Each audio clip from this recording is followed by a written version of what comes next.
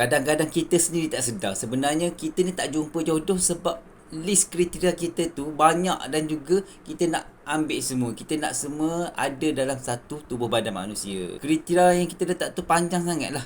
Kadang-kadang tu memang tak sesuai pun. Tak ada pun orang yang boleh lengkapkan semua tu.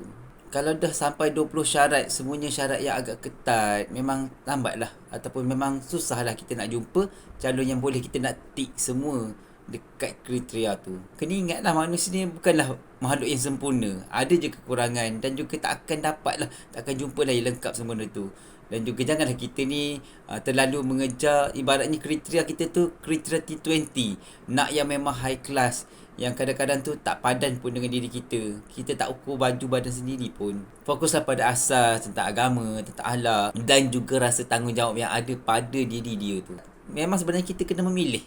Jangan kita pakai ambil je siapa yang nak kat kita. Kita tetap kena memilih, kita kena ta'aruf, kita kena buat pilihan yang terbaik, buat istikharah. Itu adalah filter yang kita dah buat adalah untuk dapatkan pasangan hidup kita. Tapi janganlah letakkan syarat-syarat yang pelik. Kita memang nak lelaki yang 175 cm ke atas sahaja, ataupun kita nak lelaki yang pandai main gitar, ataupun kita nak lelaki yang pakai kereta jenama tertentu yang kita suka je.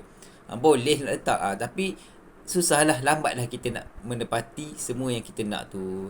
Sedangkan mungkin ada yang tinggi dia 165 yang sebenarnya sesuai je dengan kita.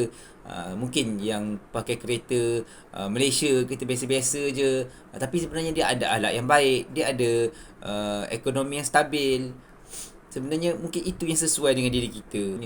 Janganlah sekat kita punya peluang untuk jumpa pasangan hidup yang baik-baik ni. Nak tak nak orang yang baik, nak orang yang berkualiti, kita tu dulu ubah diri kita. Ada masa semasa tengah singgah ni untuk ubah diri, perbaiki diri, improve diri. Ada kemahiran itu ini, masa tu kita akan jadi package yang lebih baik lah, versi diri yang lebih lengkap lagi untuk pasangan kita.